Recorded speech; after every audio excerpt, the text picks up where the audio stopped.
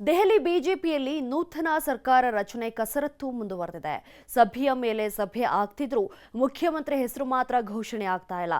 ಈ ಎಲ್ಲಾ ಗೊಂದಲಕ್ಕೆ ಬುಧವಾರ ಬ್ರೇಕ್ ಬೀಳುವ ಸಾಧ್ಯತೆ ಇದೆ. ಈ ಮಧ್ಯೆ ಯಮುನಾ ನದಿಯ ಶುದ್ಧೀಕರಣ ಕಾರ್ಯ ಆರಂಭವಾಗಿದೆ.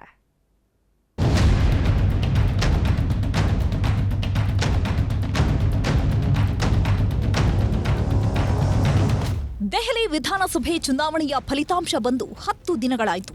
ಭರ್ಜರಿ ಬಹುಮತ ಪಡೆಯುವ ಮೂಲಕ ಬಿಜೆಪಿ ಅಧಿಕಾರಕ್ಕೇರಿದೆ. ಆದರೆ ಸರ್ಕಾರ ಮಾತ್ರ ಈವರೆಗೂ ಟೇಕ್ ಆಫ್ ಆಗಿಲ್ಲ.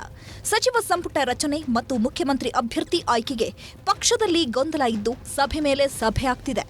27 ವರ್ಷಗಳ ಬಳಿಕ ಅಧಿಕಾರಕ್ಕೆ ಬರ್ತಿರುವ ಬಿಜೆಪಿ ಸರ್ಕಾರದಲ್ಲಿ ಪಟ್ಟಕ್ಕೇರಲು ಪ್ರಭಾವಿ ನಾಯಕರಿಂದ ಲಾಬಿಯೂ ಜೋರಾಗಿ ನಡೀತಿದೆ. ಸಿಎಂ ಅಭ್ಯರ್ಥಿ ಆಯ್ಕೆ ಸಂಬಂಧ ಇವತ್ತು ಬಿಜೆಪಿಯ ನೂತನ ಶಾಸಕರು ಸಭೆ ಸೇರಬೇಕಿತ್ತು. ಆದರೆ ಕಾರಣಾಂತರಗಳಿಂದ ಸಭೆಯನ್ನ ಬುಧವಾರಕ್ಕೆ ಮುಂದೂಡಲಾಗಿದೆ.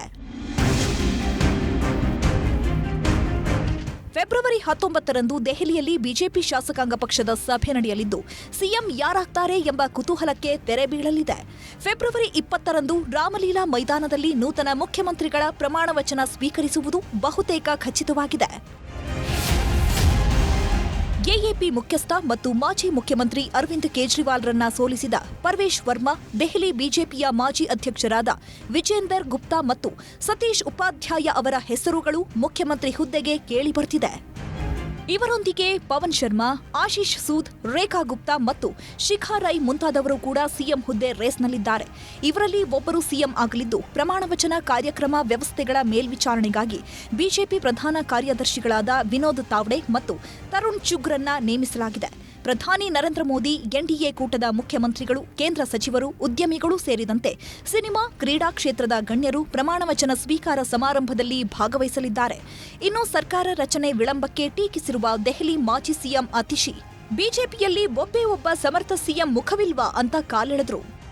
आज 10 दिन बीत गए हैं, मुख्यमंत्री पर निर्णय नहीं ले पाई है कि भारतीय जनता पार्टी के पास मुख्यमंत्री का कोई भी चेहरा नहीं है, को अपने 48 विधायकों में किसी पर भी भरोसा नहीं है.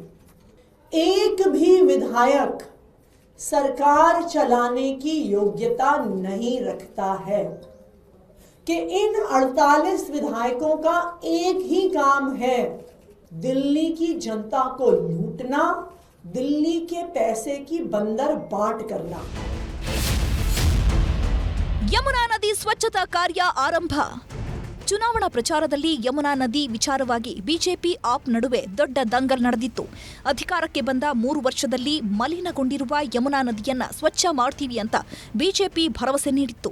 ಅದರಂತೆ ಈಗ ದೆಹಲಿಯಲ್ಲಿ ಯಮುನಾ ನದಿಯ ಶುದ್ಧೀಕರಣ ಕಾರ್ಯ ಆರಂಭವಾಗಿದೆ. ನದಿಯಿಂದ ಕಸ ತೆಗೆಯುವ ಯಂತ್ರಗಳು, ಕಳೆ ಕೊಯ್ಲು ಯಂತ್ರಗಳು, ಹೂಳೆತ್ತುವ ಸಾಧನಗಳು ಮತ್ತು ಬ್ರೆಡ್ಜರ್ನೊಂದಿಗೆ 4 ಹಂತಗಳಲ್ಲಿ ಯಮುನಾ ನದಿಯನ್ನ ಸ್ವಚ್ಛ ಮಾಡಲಾಗ್ತಿದೆ.